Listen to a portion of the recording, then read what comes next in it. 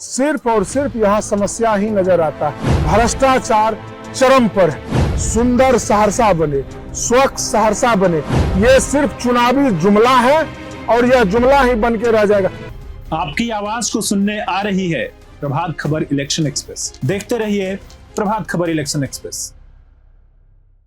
दोस्तों नमस्कार, मैं हूं दीपांकर और आप प्रभात खबर की डिजिटल की दुनिया पर हमारे साथ सफर में एक नए शख्सियत से रूबरू आपको हम करवा रहे हैं।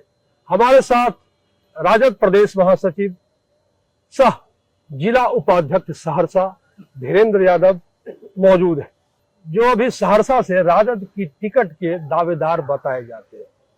तो क्या सोच लेकर, क्या अपना दृष्टिकोण लेकर सहरसा की जनता के बीच जाएंगे, ये हम सीधे उन्हीं से जानेंगे।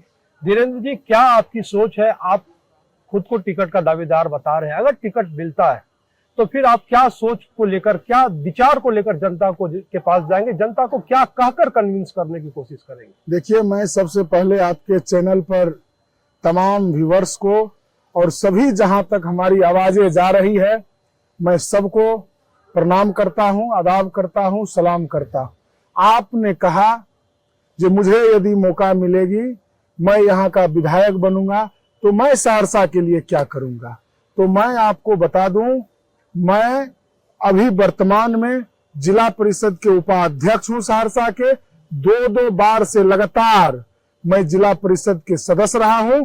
यदि पार्टी राष्ट्रीय जनता दल मुझे सहरसा में मौका देती है, मैं चुनाव लड़ूंगा। मैं यदि चुनाव जीतूंगा, और वैसे भी आप सब जानते हैं, सहरसा के जनता इस बात को जानते हैं जो मुझे कुछ विरासत में नहीं मिली। मैं सिर्फ अपने मेहनत पर और आम आगाम लोगों की सेवा के बल पर आज यहाँ तक पहुंचा हूं। सहरसा जो है आपका एक समस्या का शहर बन चुका है, जैसा कि आप सबको पता है। सहरसा आप जिधर भी जाइए, सिर्फ और सिर्फ यहाँ समस्या ही नजर आता है। आप ब्लॉक से लेकर के जिले तक जो है भ्रष्टाचार चरम पर है। कोई आम आगाम जनता का सुनने वाला नहीं है। बिना रिश्वत के, बिना पैसा का कोई काम नहीं होता है। मैं यदि विधायक के रूप में जनप्रतिनिधित्व करूंगा तो पहला चोट मेरा होगा जो भ्रष्टाचार मुक्त सहरसा बने, सुंदर सहरसा बने, स्वच्छ सहरसा बने। आज सहरसा में गांव के लोग आने से कतराते हैं, और जो लोग गांव से शहर में आते हैं तो वह या तो जाम में फंस जाते हैं या उनको इतना कीचड़ लग जाता है, उसके डर से वह गांव से शहर की ओर आना नहीं चाहता। और हम लोग तो एक जांचे परखे लोगों के चाहता है। आप देख रहे हैं लगातार हम संघर्ष में हैं, चाहे वह हॉस्पिटल की मामला हो, चाहे वह ब्लॉक की मामला हो, या आम आगाम लोगों को थाना पर कोई मामला हो। जहां तक जो बन पड़ती है, मैं बिना एक मिट्टी के ढेला लिए बगैर आम लोगों का हमेशा 24 घंटा हम सेवा करते हैं। जो फोन करता है हम सब जगह पहुंचते हैं। आपको क्या लगता है कि इस चुनाव में ऐसे क्या मुद्दे होंगे जो सत्ता पक्ष को पराजित करेंगे या उज्ज्वलित करेंगे और आपको सपोर्ट करेंगे?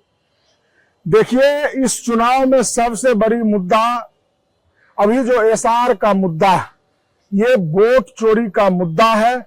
सीधे आम लोगों की जो वोट का अधिकार है, जो बाबा साहब भीमराव अंबेडकर ने दिया, उसको चोरी करने का काम सत्ता में जो बैठे लोग हैं वह चुनाव आयोग के माध्यम से कर रहा। ये आप लोगों से, किसी से, हमसे, आपसे किसी से छिपी हुई नहीं है, जिसको लेकर के हमारे आदरणीय नेता तेजस्वी यादव जी, राहुल गांधी जी, मुकेश सहनी जी, दीपंकर भट्टाचार्य जी और महागठबंधन के सारे नेता जो है वह रोड पर संघर्ष कर रहे हैं। हम लोग जो है जनता के नेता हैं, और ये भारतीय जनता पार्टी और डबल इंजन की जो सरकार है, यह सिर्फ और सिर्फ वादा करती है, और वादा करके नया वादा करके लोगों को जाल में फंसाते हैं।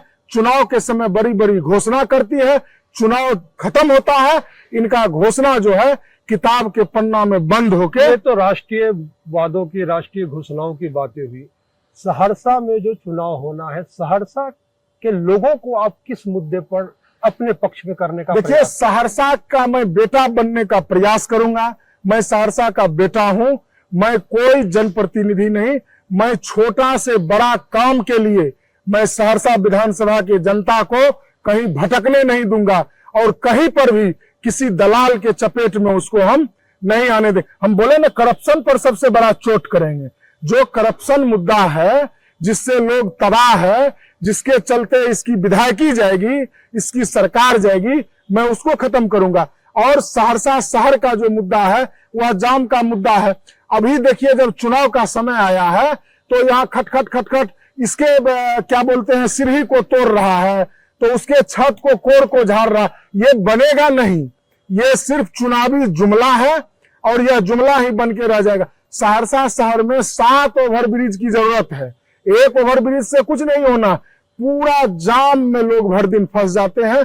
और जो स्वास्थ्य का बड़ा मुद्दा है, अभी आप सदर अस्पताल सहरसा चले जाइए, मशीनरी सब उपलब्ध है, लेकिन आपको एक एक्सरे भी समय से नहीं होगा, आपका सीटी स्कैन नहीं होगा, आप बुखार से पीड़ित हैं तो आपको एक दवा समय से नहीं मिलेगा। शिक्षा के क्षेत्र में जो शिक्षा का बदहाल है, मैं शिक्षा, स्वास्थ्य, सड़क, बिजली, ये सभी मुद्दा को जो है सबसे पहला प्राथमिकता होगा मेरा, जो मैं इसको दुरुस्त करने का काम करूंगा। चलिए, बहुत बहुत धन्यवाद। हमारे साथ थे राजद के वरिष्ठ नेता और जिला उपाध्यक्ष धीरेन्द्र यादव, जिनकी सोच, जिनकी दूरगामी सोच इस क्षेत्र का परिवर्तन करने की, भ्रष्टाचार को खात्मा करने की और लोगों को गंदगी, जल जमाव और अच्छी सड़क, बेहतर सड़क देने की है। अब इस चुनाव में इन्हें मौका मिलता है तो जनता इन पर कितना विश्वास करती है, ये भी हम आगे अपने साथ जानेंगे और इन्हें भी साथ लेकर जानेंगे। तब तक बने रहिए हमारे साथ। धन्यवाद। प्रभातखबर.com, विश्वास वही, रफ्तार नहीं।